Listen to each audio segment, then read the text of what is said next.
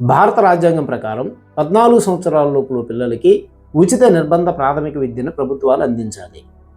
Every child every right ప్రకారం education, health and protection అనేది irrespective of caste and creed అందరికీ సమానంగా అందాలి. కానీ ఒక్కసారి గణాంకాలను పరిశీలిద్దాం.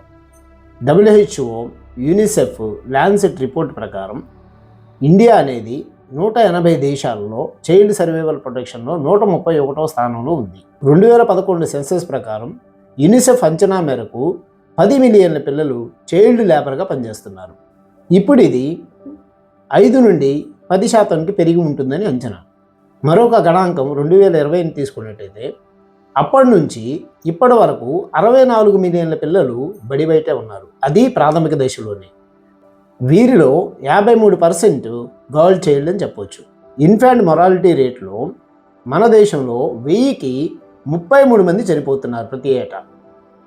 గణాంకాలు చూస్తే విస్తుపోయేలా ఉన్నాయి, కానీ ప్రభుత్వాలు ఏమి చేయట్లేదా అంటే ఒక్కసారి ఆ గణాంకాలను కూడా పరిశీలిద్దాం.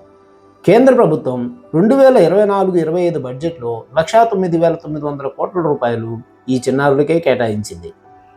ఏపీ ప్రభుత్వం 2023-24 సంవత్సరానికి 15,000 కోట్ల రూపాయలు ఈ చిన్నారుల కోసం కేటాయించింది. వాటిని వివిధ సంక్షేమ పథకాల ద్వారా పిల్లలకి అందేలా చేస్తారు.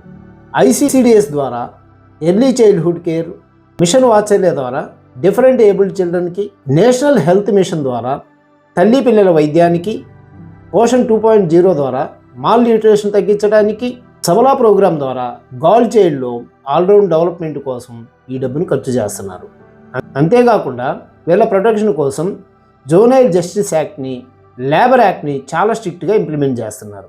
అయినప్పటికీ ఈ గణాంకాల్లో ఉండడానికి గల ప్రధాన కారణాలు ఏంటంటే తల్లిదండ్రుల నిరక్షరాస్యత, అతి పేదరికం, మారుమూల గ్రామాల్లో ఉండటము. ఈ విధంగా చాలామంది చిన్నారులు బడికి బయట మాత్రమే బతుకుతున్నారు. ఈ చిన్నారుల హక్కులు కాపాడటానికి ప్రభుత్వ యంత్రాంగంతో పాటు స్వచ్ఛంద సంస్థలు చేస్తున్నటువంటి సేవలు నిరూపమానం. ఇప్పుడు టెక్నాలజీని ఉపయోగించి గతంలో కన్నా చాలా మెరుగైన ఫలితాలను సాధించగలిగాం మనం.